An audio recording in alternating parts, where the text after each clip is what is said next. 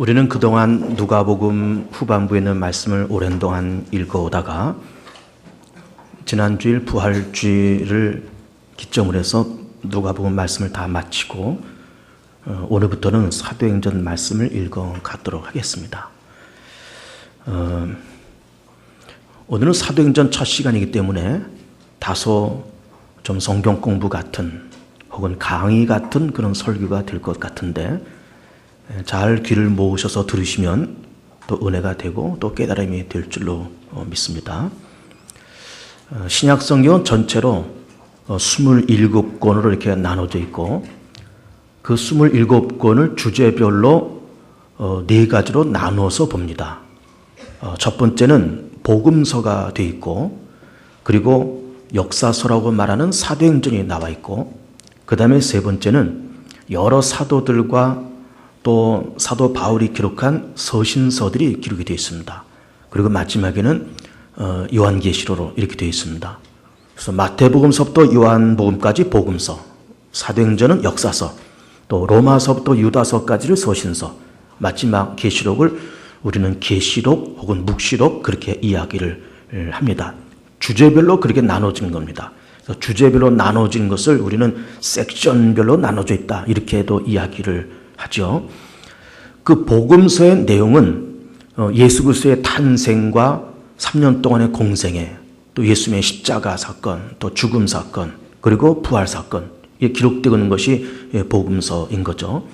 사도행전은 예수 그리스도의 그 복음이 어떤 사람에 의해서 어떤 과정을 통해서 이것이 전 세계로 확장되느냐라고 하는 것을 말씀해 주는 것이 사도행전입니다. 서신서, 이른바 로마서부터 요한계시록 직전까지 유다서를 우린 서신서라 그렇게 이야기를 하고 복음서에서 말씀하고는 예수 그리스도의 십자가의 죽으심과 부활 사건을 신학적으로 재조명한 그런 책이 서신서인 겁니다.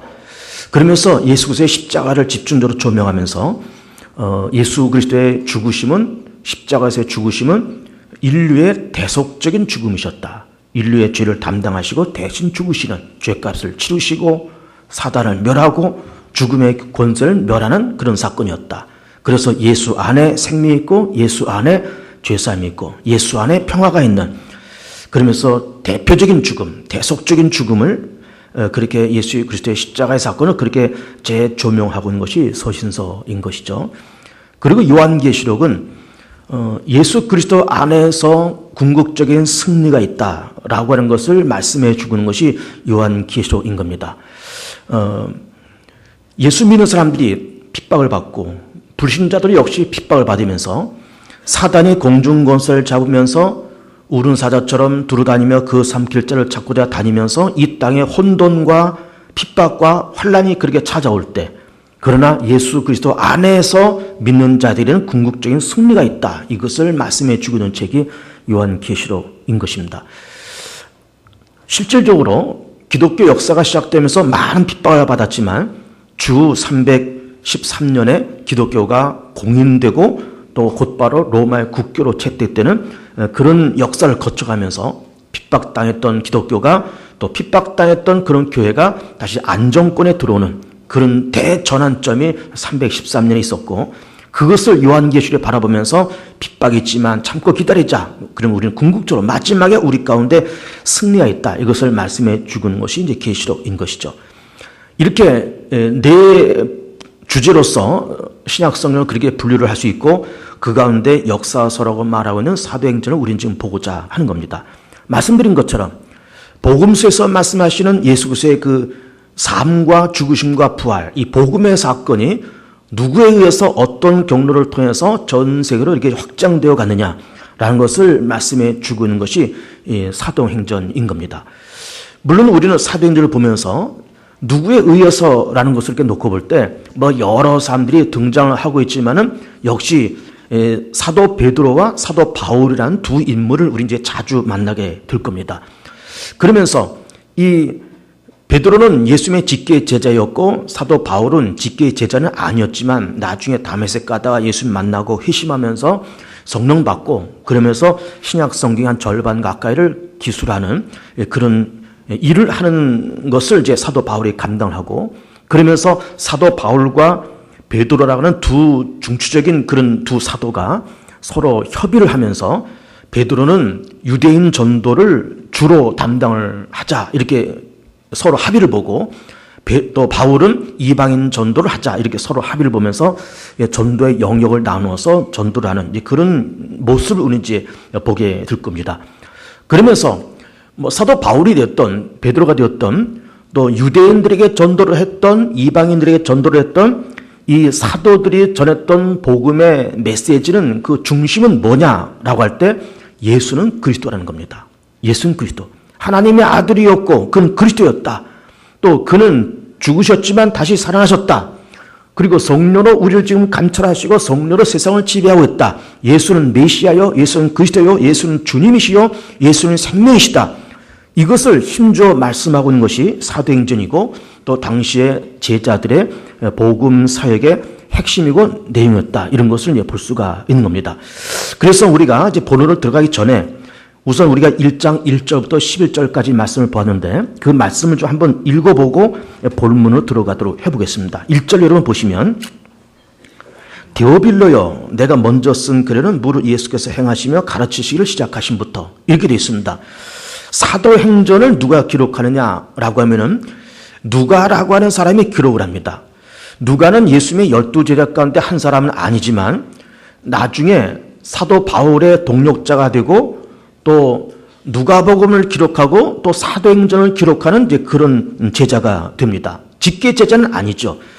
그런데 예수님께서 3년 동안 공생하시면서 12제자들과 함께 3년 동안 그렇게 사역을 하셨지만 누가라고 하는 이 의사입니다. 의사인 누가가 그 예수님의 사역을 직접 간접으로 이렇게 목격하면서 그러면서 누가복음을 기록하고 또 사도행전을 기록을 합니다. 우리 가끔 이 차를 타고 길을 가다 보면은 누가병원이라는 것을 가끔 봅니다. 누가병원. 그래서 왜 이름을 누가병원에 기록했을까? 이렇게 보면 누가가 의사거든요. 그래서 누가병원 그런 병원들이 가끔씩 간판을 봅니다. 그래서 이 누가가 12제자 가운데 한 사람은 아니지만은 이제 누가복음을 기록하고 사도행전을 기록하면서 사도 바울의 동력자가 되고 사도 바울의 주치로서 그렇게 일을 합니다. 그래서 의사 출신이기 때문에 아주 학문적으로 깊은 사람 아닙니까? 그래서 아주 치밀한 그런 그 사고 구조를 갖고 있는 거예요. 본인이 의사이기 때문에 아주 치밀한 사고 구조를 갖고 있으면서 예수님의 3년 동안의 공생애를 아주 논리적으로 그렇게 설명하고 있고 사도행전도 우리가 계속 보아 나가겠지만은 사도들이 어떤 과정을 통해서 복음을 전했는지를 직접 간접으로 목격하면서 그래서 아주 논리적으로 그렇게 펼쳐 나오는 것이 이제 사도행전인 겁니다. 그러면서 데오빌로요라는 말을 하고 있으면서 이 데오빌로라고 하는 인물이 구체적으로 누구냐라고 하는 것을 알기가 참 어렵습니다.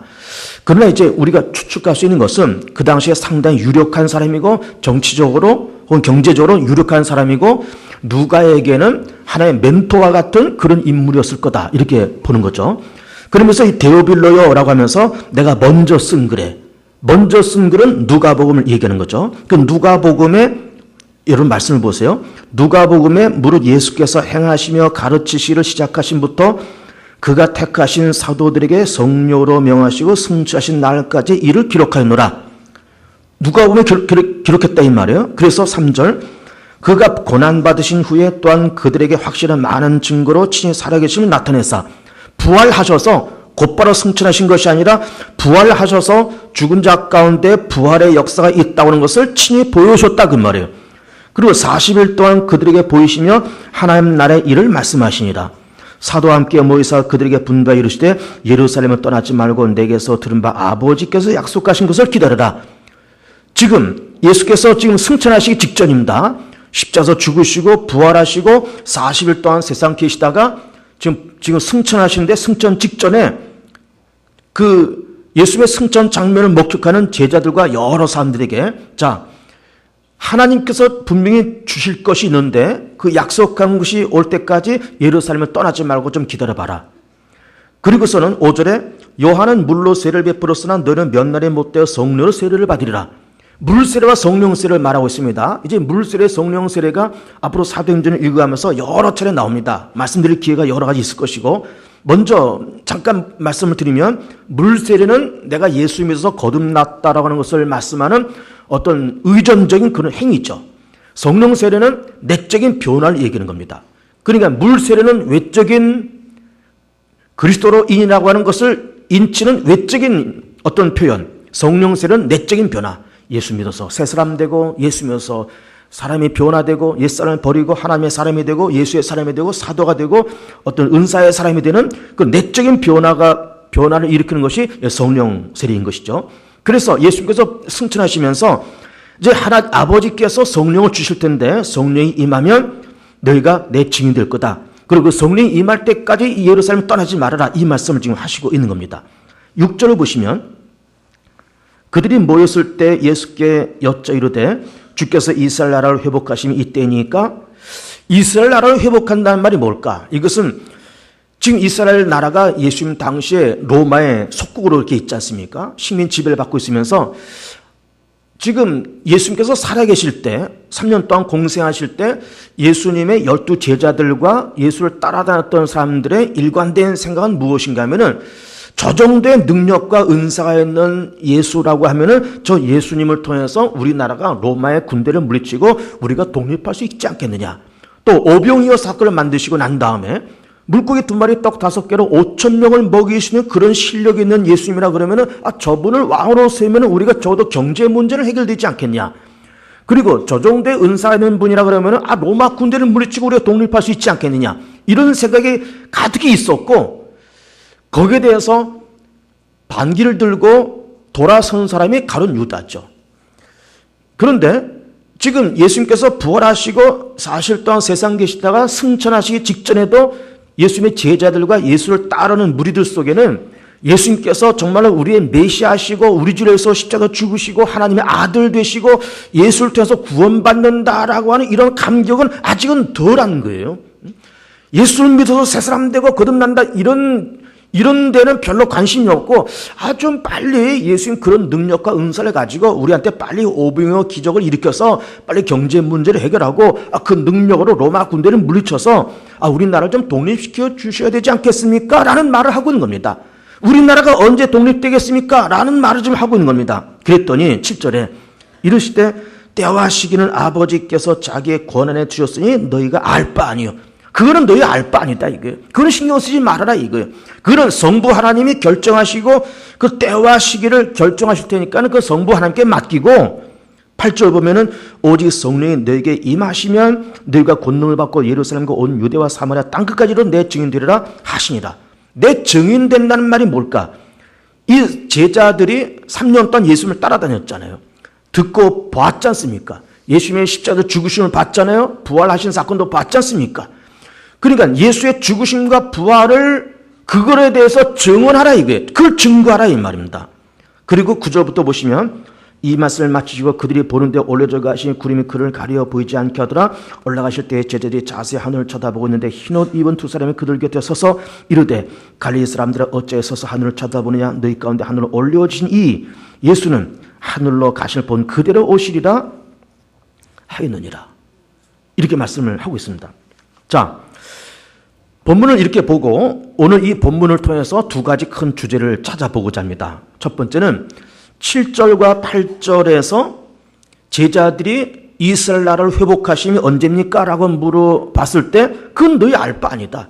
때와 시기는 아버지께서 정할 것이고 그건 너희 알 바 아니다. 조금은 좀 섭섭하기도 합니다. 예수께서 이제 막바지 아닙니까? 지금 33년 사시고 부활하시고 이제 승천하시고 이제는 예수님을 더 이상 볼 길이 없습니다.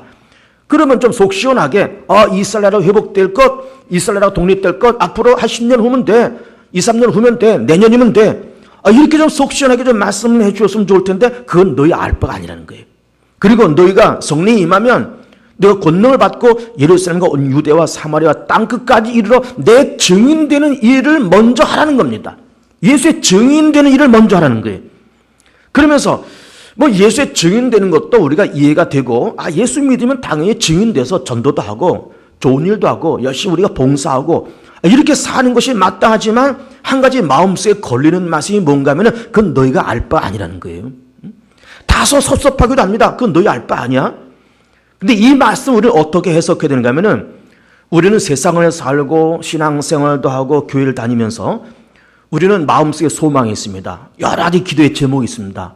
그러면서 뭐 우리가 박스 기도도 매일 하고 하루를 여는 기도도 하고 우리 그렇게 살면서 우리는 마음속에 여러 가지 소망이 있지 않습니까? 이런 건 이렇게 됐으면 좋겠고 저런 건 저렇게 됐으면 좋겠고 그런 많은 소망이 있는데 그런 소망 속에서 소망을 갖는 것도 좋고 그런 기도의 제목을 갖는 것도 좋은데 하나님께서 하시는 말씀은 우리 이 말씀 통해서 우리가 알 수 있는 것은 뭔가 하면은 내가 갖고 있는 모든 소망과 기도의 제목 가운데 하나님이 하실 일이 따로 있고 내가 할 일이 따로 있다는 것을 말씀을 하시고 있는 거예요. 그의 영역이 있고 내 영역이 있다 이 말이에요. 그가 담당해야 될 부분이 있고 내가 담당해야 될 부분이 있다는 겁니다.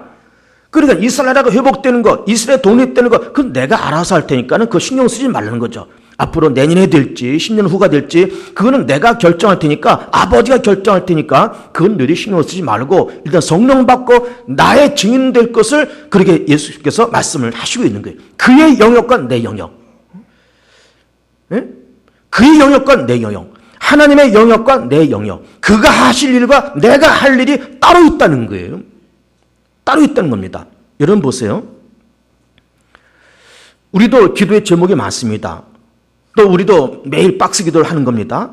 그런데 지금 그렇게 여러 가지 할 일 가운데서 하나님의 영역이 무엇이고 내 영역이 무엇인지를 여러분 한번 잘 들어보세요.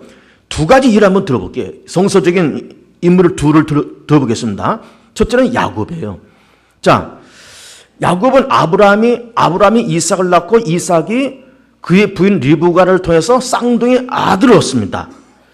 그런데 리브가가 쌍둥이 아들을 이렇게 임신하고 있을 때 아마 이 리브가가 좀 느꼈을 것 같아요. 아, 지금 내가 쌍둥이를 뵀다라고 느꼈을 것 같습니다. 아, 요즘 같으면 뭐 산부인과 병원에서 초음파 검사하면서 뭐 쌍둥이다는 것도 금방 알고 아들이다 딸이다는 것도 금방 압니다. 요즘에는 낳기 전에 다 압니다. 그런데 아마도 리브가는 그때 여인의 그런 어떤 느낌을 가지고 애를 뵀다는 것도 느꼈고 애는 애인데 쌍둥이가 들어왔다는 것도 느낀 거예요. 그러면서 쌍둥이가 된 것 같다. 하나님께서 그래서 이 이삭과 리브가에게 무슨 얘기를 하신가 하면은 네가 쌍둥이를 배웠다 말씀하신 거예요. 그런데 두 국민이 네 뱃속에 있는데 큰 자가 어린 자를 섬길 거다 이렇게 말씀하신 거예요. 큰 자가 어린 자를 섬긴다. 이거는 리브가가 몸을 풀기 전에 하나님께서 하신 말씀입니다. 애를 낳았습니다. 정말 쌍둥이를 낳았어요. 큰아들 에서 둘째 야곱 쌍둥이를 낳았습니다. 일란성 쌍둥이와 이란성 쌍둥이 있잖아요. 일란성 쌍둥이는 거의 얼굴이 비슷하잖아요. 근데 이란성 쌍둥이는 똑같은 쌍둥이지만 다릅니다. 아마도 야곱과 에서가 쌍둥이로 태어났지만 이란성 쌍둥이 돼가지고 똑같은 부모 밑에서 태어났지만 똑같은 날 태어났지만 얼굴 모습도 다르고 성격도 다르고 다 그렇다는 겁니다. 야곱은 내성적인 사람이고 여성적인 사람이고 피부도 곱고 근데 쌍둥이 형제 에서는 아주 남성적이고 피부도 붉고 털이 나고 아주 야성적인 그런 남성입니다. 쌍둥이지만 그렇게 다르게 태어났습니다. 그런데 하나님께서 그들이 태어나기 전부터 큰 자가 어린 자를 섬길 거야 라고 말씀을 하셨던 거예요. 이거를 그의 부모들이 마음속에 들었겠죠. 그리고 그의 어머니 리브가는 두 쌍둥이 형제 가운데 야곱을 사랑합니다. 야곱을 편애합니다. 그러면서 아마도 성경에는 그런 말씀이 나오지 않지만 성경 말씀을 깊이 들여다보면 이 어머니가 야곱을 편애하면서 야곱에게 그런 이야기를 했을 수도 있습니다. 야, 야곱아, 내가 너희들을 가졌을 때 하나님이 뭐라고 그러신지 아냐? 두 국민이 있다고 말씀했다. 그리고 큰 자가 어린 자를 섬긴다 그랬어. 그러니까 네 형 에서가 너를 섬기는 자가 될 거야. 너는 둘째지만은 차자지만은 네가 아마 이 집안의 장자의 명분을 잃을 것 같다. 라는 이야기를 했지 않았겠습니까? 야곱도 그 말을 들었을 거예요. 아, 그래. 내가 형이 나를 섬긴다? 그러면 그 말씀을 가슴에 품었고 어쨌든 장자의 명분도 죽 한 그릇 주고 사고 아버지의 축복기도도 몰래 뺏어받고 그러면서 이것이 다 형한테 들통나고 원망을 사면서 도망가잖아요. 도망가면서 외삼촌집 봤던 아람으로 도망가면서 베델에서 밤에 누워서 돌베개를 베고 누웠을 때 꿈을 꾸는 겁니다. 하늘이 열리고 사다리가 내리고 천사들이 올라가고 내려오는 그 장면을 보면서 하나님께서 말씀하신 거예요. 야곱아, 네 누운 땅을 너가 내 후손에 주리라. 내가 가서 이 땅에 다시 돌아올 때까지 내가 너를 떠나지 아니할 것이면 내가 너를 버리지 않을 거다. 그렇게 말씀하시면서 하나님께서 그 야곱을 떠나지 않고 버리지 않고 다시 고향으로 돌려보내겠다고 하는 그 언약을 받는 거예요. 베델이 그 언약을 받습니다. 그리고 외삼촌 집에 갑니다. 외삼촌을 만나서 그 집 딸 둘하고 그 집에 있는 여종 둘하고 4명을 부인을 얻고 그러면서 11 아들을 거기서 낳는 거예요. 막내는 돌아와서 고향에서 낳고 그러면서 20년 동안 외삼촌 집에서 일을 하고 외삼촌의 양을 치면서 성경을 보면은 야곱이 어떻게 일을 했느냐. 20년 동안에 눈붙일 겨를 없이 일을 했다는 거예요. 그러면서 야곱의 재산도 많아지고 그의 외삼촌 라반의 재산도 많아지고 그러면서 야곱이 20년 동안 외삼촌 집에 있다가 돌아오면서 요단강을 건너면서 뭐라고 고백하는가 하면은 하나님 감사합니다. 내가 20년 전에 지팡이 하나만 가지고 이 요단을 건넜는데 이제 돌아올 때는 2대를 거두리고 옵니다. 감사하면서 기도를 드리는 거예요. 근데 우리는 그렇게 야곱이 어머니로부터 야, 큰 자가 어린 자를 섬긴다고 하나님께서 말씀하셨다. 아마 네 형이 너를 섬기는 자가 될 것 같아. 너 야곱, 네가 아마 우리 집에 아브라함의 가게를 이어 내려가는 그런 사람이 될 것 같다라고 이야기를 했을 것이고 그것은 야곱을 그 말씀을 마음에 담아놨을 거예요. 베델에서 만난 그 하나님, 내가 너를 버리지 않고 떠나지 아니하리라 라고 약속하신 베델에서 만났던 그 하나님의 언약을 야곱도 한시도 잊지 않았을 겁니다. 그런데 생각이 짧은 사람 같으면 어머니가 그렇게 얘기하고 베델에서 하나님께서 그렇게 말씀하셨으면은 그냥 긴장 다 풀어 제끼고 그리고서는 그냥 여기저기 돌아다니면서 봐라 이제 형이 나를 섬길 거야 떠들고 돌아다니고 외삼촌 집에서 양을 치면서 봐 삼촌 내가 베델에서 하나님 만났는데요 하나님이 나를 고향으로 돌려보낸다 그랬어요. 하나님 나를 버리지 않고 떠나지 않는다 그랬어요. 그러면서 괜히 큰 소리가 뻥뻥 치고 허풍이나 떨고 일은 안 하고 놀고 그랬을 것 같은데 야곱은 그렇게 하지 않았다는 거예요. 20년 동안 일하면서 눈붙일 겨를 없이 그렇게 일하면서 라반의 재산도 늘어나고 야곱의 재산도 늘어나고 요단을 건널 때 지팡이 하나만 가지고 떠났지만 돌아올 때는 짐승 2대를 거느리고 오는 금이 환영을 했다는 겁니다. 무슨 얘기일까요? 어머니로부터 그 말씀도 듣고 베델에서 만났던 그 하나님께로부터 그 말씀을 들으면서 내가 장차 형 위에 쓸 거야. 형이 나를 섬길 거야. 그런 생각이 앞장선 것이 아니라 그 말씀과 그 생각은 잠시 가슴속에 한쪽 구석에 이렇게 남겨놓고 있기는 있지만 어머니가 그렇게 말씀하시고 하나님께서 베델에서 그렇게 말씀하셨지만은 그냥 한쪽 구석에 남겨놓고 자기가 일하는 그 현장에서 땀을 흘리면서 눈붙일 겨를 없이 그렇게 일하면서 자기 외삼촌의 재산도 늘어가고 야곱의 재산도 늘어갔다는 거예요. 있지만 그걸 가슴속에 잠시 묻어놨다는 겁니다. 요셉의 예를 들어볼까요? 자, 야곱이 12형제를 낳습니다. 요셉은 11번째 아들입니다. 자기가 사랑하는 아내 라헬의 아들입니다. 17살 때 꿈을 꿉니다. 요셉이. 그랬더니 그 꿈에 2번의 꿈을 꾸는데 어떤 꿈을 꾸는가 하면은 형들의 곡식단이 자기에게서 절을 하는 꿈을 꿉니다. 해와 달과 별들이 자기에게서 절을 하는 꿈을 꿉니다. 근데 이 이야기를 자기 부모한테도 하고 형제들한테도 하네. 형들이 미움을 받습니다. 그런데 요셉이 형들이 미움을 받지만은 형들이 자기한테 절을 하고 곡식단과 해와 달이 절을 하는 이거를 가슴속에 묻어놓고 그리고 살아갑니다. 애굽으로 팔립니다. 보디발의 집에 노비로 들어가는 처음에는 노비로 들어가는데 얼마나 열심히 일을 하는지 성실하게 정확하게 꼼꼼하게 정직하게 그렇게 일을 하는 것을 보면서 보디발이 그 요셉을 신임하면서 가정 총무로 삼는 거예요. 그 보디발이 누구냐? 애굽 나라의 시위대장이에요. 시위대장. 시위대장이면 지금 말하면 청와대 경호실장이나 비서실장 되는 그런 사람이에요. 대단히 높은 지체에 있는 사람 아닙니까? 높은 지체에 있기 때문에 뭐 종들도 많고 뭐 하인들도 많고 재산도 많고 그런 사람인데 요셉은 그 많은 하인 가운데 한 사람이었을 뿐입니다. 그러나 열심히 성실하게 일하면서 그러면서 요셉이 복을 받으면서 보디발의 재산도 복을 받고 하나님께서 요셉과 함께 하시며 그가 형통한 자가 되고 그러면서 보디발이 이 요셉을 남다르게 보는 겁니다. 야, 괜찮은 인물이로구나. 아직은 어리고 히브리 사람이지만 참 성실하고 그러면서 가정 총무를 삼고 여러 가지 미혹되는 일이 있었지만은 하나님께서 다 그 누명을 다 벗겨주시고 바로의 꿈을 해석하면서 나이 30살에 애굽의 총리가 되지 않습니까? 우리는 이 일련의 이 요셉의 과정을 보면은 요셉도 그렇게 꿈을 꾸면서 형들의 곡식단에 절하고 해와 달에 절하는 그런 꿈을 꾸면서 장차 형제들이 나한테 와서 절을 하고 내가 나라를 다스리는 사람이 될 거라고 하는 것을 알면서 호기를 부리지 않고 잠시 가슴에 한쪽 구석에 묻어놓고 자기 일에 성실하게 살았던 거예요. 자기 일에. 가정 총무가 될 때까지 성실하게 살았던 겁니다.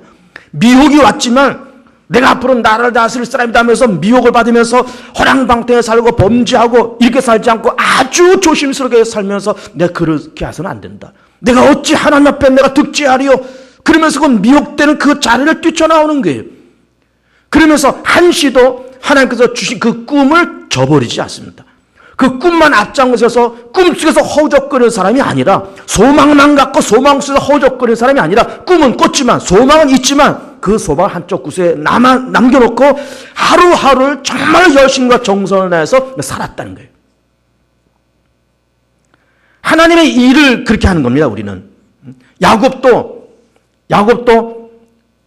어머니가 들려줬던 그 말씀, 베들레헴에서 하나님께서 주신 그 말씀, 좋은 말씀이고 은혜스러운 말씀이지만 한쪽 구석에 남겨놓고 이거 하나님께서 하시겠지. 큰 자가 어린 자를 섬긴다는 그거 하나님께서 하시겠지. 그러면서 그거는 가슴속에 한쪽 구석에 묻어놓고 자기 일에 최선을 다하면서 눈붙일 것 없이 그렇게 살아가는 거예요. 요셉도 마찬가지. 형들이 와서 절하겠다. 그런 생각은 물론 있었지만 이걸 한쪽 구석에 남아놓고 하루하루를 성실하게 정직하게 그렇게 살았던 겁니다. 그 하나님께서 하시겠지. 내가 할 일인가 하나님께서 하시겠지. 그런 생각을 가지면서 살았더라 그 말이에요.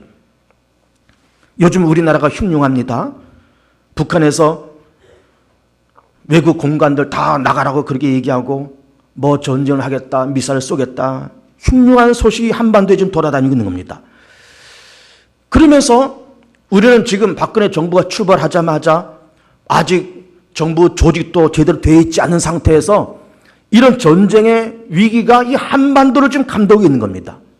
그런데 우리는 그동안 우리의 소원은 통일이라고 우리 손잡고 늘 노래하면서 통일을 부르짖었어요. 과거에 김대중 대통령도 북한에 들어가서 김정일하고 손잡고 우리의 소원은 통일 노래를 불렀습니다. 우리도 어느 때가 되면은 뭐 8.15 광복절이나 어느 6.25 때 되면 다 우리 손잡고 우리의 소원은 통일. 우리는 그런 생각을 가지며 살았습니다. 통일 돼야 되죠. 분명히 돼야 되죠. 그런데 통일도 좋고 남과 북이 화해되는 것도 다 좋지만 그런 비전을 갖는 것 좋지만 이걸 우리가 한쪽 구석에 갖다 놓고 한쪽 가슴속에 묻어놓고 그리고 우리는 정말로 이제 전쟁이 나면 어떻게 될 거냐. 국지적인 도발, 전면적인 일어나기는 어렵겠지만 국지적인 어떤 도발이라 할 때는 어떻게 할 거냐라고 하는 것을 생각하면서 막 강력한 국방력과 강력한 방어력과 강력한 정치력을 생각할 때인 겁니다. 생각할 때예요. 그러면서 그런 통일이라는 그런 주제도 한쪽 가슴에 묻어놓고 정말 경제를 살리고 강력한 국방력을 만들어가고 강력한 정치력을 만들어가는 그런 일에 힘을 쓰고 기도를 할 때가 되었다 그 말이에요. 우리 교회도 마찬가지입니다.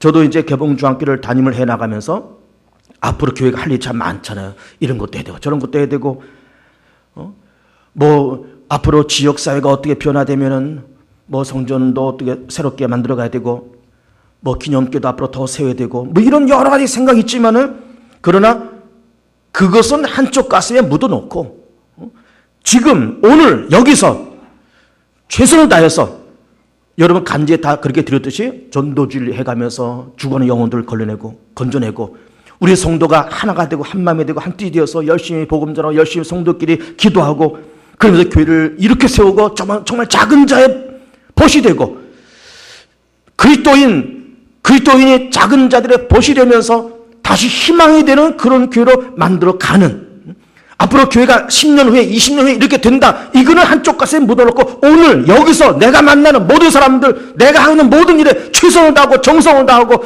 복음 전하고 증인이 되고 지역사회에 빛이 되고 작은 자들의 벗이 되고, 그러면서 나라를 위해서 기도하고, 통일도 가야 되지만 한쪽 구석에 묻어놓고 하나님께서 하시겠지, 이거는 하나님께서 때와 기한을 하나님께서 정하실 것이고, 우리가 지금 정치를 안정시키고 막강한 국방력과 막강한 정치력을 만들어 가는데 힘과 역량을 다할 때가 되었다, 이 말이에요. 정말로. 정말로.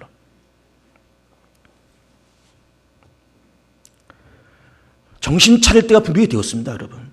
꿈속에 헤매면 안 됩니다, 여러분.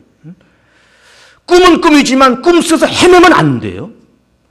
소망도 중요하지만 소망 속에 빠져서 헤매면 안 됩니다. 그건 가슴속에 묻어놓고 기도는 하지만 하나님께서 알아서 하시겠지, 그거는. 그리고 내가 오늘 정말 야곱처럼 눈붙일 겨를 없이 오늘 내가 맡겨진 일에 정성과 최선을 다하는, 그것이 중요한 삶의 처세인 겁니다. 큰 두 번째로는 11절 말씀 보시면 천사들이 이런 말을 하는 겁니다. 11절에 갈릴리 사람들아 어째 서서 하늘을 쳐다보느냐, 너희 가운데서 하늘을 올려오신 이 예수는 하늘로 가시는 본 그대로 오시리라 하였느니라. 이런 말씀을 하시고 있습니다. 하늘로 올라간 그대로 오시리라. 이 말씀이 뭘까? 자, 제가 몇 주 전에 그런 말씀을 드렸습니다. 시대를 세 시대로 나눌 수 있다고 했습니다. 하나님의 시대, 사단의 시대, 또 다른 제2의 하나님의 시대, 이거 나눴습니다. 에덴 동산에서 아담과 하와가 선악과를 따먹기 직전 하나님의 시대, 선악과를 따먹고 이 세상에 인류의 3대 악재, 죄와 사망 권세와 사단의 권세가 들어오는 이런 사단의 시대. 그런데 이 사단의 시대가 사단이 주도권을 갖고 점령하는 것은 아니라고 말씀했습니다. 불법적으로 지배하고 있다, 불법적으로 세상을 점령하고 있다, 이런 말씀을 드렸습니다. 그리고 예수께서 재림하셔서 이 세상을 다 불신자들과 음란한 자들과 우상 숭배자들과 사단을 유황불로 멸망시키고 새하늘과 새 땅을 만들어 또 다른 하나님의 세계, 시대를 세 시대로 나눴습니다. 그럼 우리는 지금 사단이 공중 것을 잡고 사단이 불법적으로 세상을 점거하는 그런 시대에 서서 우리가 살고 있는 거예요. 이런 시대에서 살고 있습니다. 이런 시대에서 살면서 사단의 시대의 특징은 뭔가 하면은 혼돈과 혼미입니다, 여러분. 혼돈과 혼미. 모든 것이 다 혼돈되어 있고 모든 것이 다 혼미해 있습니다.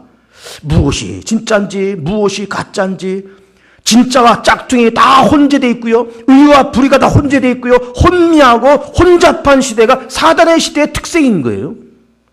그런데 마지막 예수께서 재림하셔서 올라가신 그대로 다시 오셔서 그대로 오신다는 것은 혼미된 세상을 정리하시겠다는 겁니다. 악과 선이 공지하지만은 이거를 나누겠다는 거예요. 의와 불의가 지금 혼돈되어 있지만 이걸 나누겠다는 겁니다. 하나님의 사람과 사단의 종들이 이 땅에서 혼잡하게 있지만 이걸 정리하겠다는 거예요. 하나님의 사람은 하나님의 백성으로 새하늘과 새 땅에서 살게 만드시고, 구원받지 못할 백성들과 불신자들과 우상 숭배자들과 사단의 앞잡았던 그런 모든 인생들과 사단은 유황불에 집어 던지면서 그들 다 멸하시겠다는 거예요. 지금은 혼돈도 있지만 혼돈 시대는 모든 것을 정리하겠다는 겁니다. 정리하겠다. 지난주에 우리 당회원 몇 분하고 제가 우리 같은 시찰에서 태국과 미얀마, 라오스 이런 지역을 다녀왔습니다. 관광도 좀 하고, 그리고 선교 지역도 가보고, 신학교도 가보고, 목회하는 목사님도 만나고, 또 거기 있는 교회도 가보고, 또 그 라오스, 미얀마, 그 태국 현지 주민들 살아가는 모습도 이렇게 들여다보고, 그러면서 느꼈던 점은 뭔가 하면은, 태국을 중심으로 얘기한다 그러면은 우리나라 남한 땅의 5배고 인구는 7천만이고 국민소득은 우리가 지금 2만 불인데 태국은 한 5천 불 이렇게 되고, 그런데 모든 것이 다 풍요로운 나라였어요. 농산물도 수산물도 지하장도 모든 것이 다 풍성합니다. 사람도 많고 인적장도 많고. 그런데 거기서 느껴지는 것은 뭔가 하면 참 혼잡한 나라다 라는 것을 보는 거예요. 혼잡하고 혼미한 사회로구나, 이런 걸 보는 겁니다. 그냥 우상 딴지와 불교 딴지와 절간과 불상들이 지천으로 널려 있는 거예요. 지천으로 널려 있는 겁니다. 불교 인구가 95%. 혼미한 땅, 혼잡한 세상, 분명히 물질적으로는 풍요롭고 지하잔도 풍부하고 다 그럼에도 불구하고 혼잡하고 혼미한 세상이다. 이렇게 보는 겁니다. 그러니까 지금은 다 혼잡한 세상이에요. 혼미한 세상인 겁니다. 모든 것이 뒤섞여서 이게 뭐가 진짜인지 뭐가 짝퉁인지 뭐가 의인지 뭐가 불인지 누가 정말 하나님께로부터 쓰임받을 사람이건 누가 정말 버려질 사람인지 알 수 없게 혼잡하고 혼미한 세상이지만 예수께서 오시겠다는 거예요. 왜 오시느냐? 모든 것을 다 정리하시려고. 악과 선을 정리하고 불의와 의를 정리하고 믿음과 불신을 정리하고 하나님의 백성과 사단의 백성을 분리하고 나누기 위해서 오시겠다는 거예요. 오시겠다는 겁니다. 혼잡한 세상에서 교통정리해서 어둠의 백성과 하나님의 백성들을 분리하시기 위해서 그대로 오시겠다는 거예요. 여러분, 우리가 이 말씀을 드리면 그대로 오신다, 모든 것을 정리하시러 오신다, 그러면요 우리 마음이 얼마나 편안한지 모릅니다. 혹 옳은 새는 것을 왼손에 몰랐을지도 하나님께서 오셔서 다 갚아주실 것이고, 억울하고 답답한 일도 하나님께서 오셔서 위로해 줄 것이고, 천만한 눈물 흘려 땀 흘리면서 내가 복음 전하고 주를 위해서 애썼던 거 사람은 몰라주지만 하나님께서 알아주시면서 다 갚아주시고 눈물을 닦아주실 것이고, 악한 자들, 불의한 백성들, 사단의 앞잡이였던 인간의 탈을 쓰고 짐승처럼 세상을 살던 사단의 종들은 다 멸망시켜 지옥불에 던지고 유황불에 던질 그때가 임한다는 거예요. 그때가. 말씀을 정리하겠습니다. 가슴속에 남아두는 것이 있어야 됩니다. 앞으로 우리가 10년 후, 20년 후 나라 민족을 위해서도 내 인생을 위해서도 자녀들을 위해서 교회를 위해서 앞으로 10년, 20년 있어야 될 일들을 내가 기도는 하지만 가슴속에 한쪽 구석에 묻어놓고, 그리고 야곱처럼 눈 붙일 겨를 없이 우리는 인생을 살아야 되는 겁니다. 직장에서도 쓰임받아야 되고 인정받아야 되고 교회에서도 인정받아야 되고 세상에서도 인정받아야 되고 눈 붙일 겨를 없이 그렇게 세상 살면서 그러면서 쓰임받고 착하고 충성된 종이라 인정받고, 그러면서 참 할 일 많은 세상 속에서 참으로 충성된 종으로서 그렇게 살아가면서 이 땅에서 예수 믿고 예수의 증인되어 이 땅에서 정말로 성령 충만받아 예루살렘과 유대와 사마리아 땅끝까지 이르러서 복음의 증인되고 이 땅에서 빛과 소금이 되는 귀한 여러분의 삶 되시기를 주의 이름 축복하며 축원을 드립니다.